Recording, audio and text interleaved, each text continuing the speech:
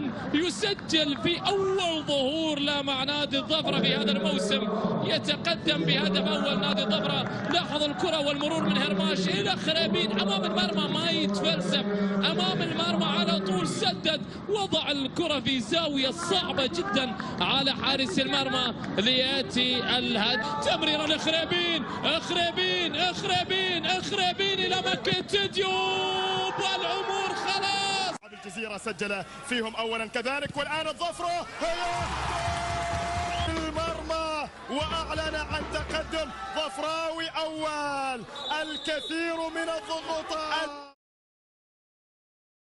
كرة خطيرة، الله الله، هات من الشبك يا سالم عبد الله. في المباراة لاحظ في الأولى مرت من أمام عمر خريبين، هنا عبد الرحيم جمعة يبحث عن رأس ماكيتي لتظهر رأس عمر خريبين في المرمى. هدف أول في المباراة لصالح فريق نادي الظفرة. حلوة الكرة كانت وبالراس. نعم، عمر خريبين يظهر الآن في توقيت جميل، يظهر بلعبة، الله على لعبة. لاحظ المرور، لاحظ التسديد، يقف السناني يتفرج. في آخر دانيلو اسبري، هذه محاولة، كرة خطيرة، جول عمر خريبين في أول ظهور. خطيرة عمر خريبين، هاتوا خذ،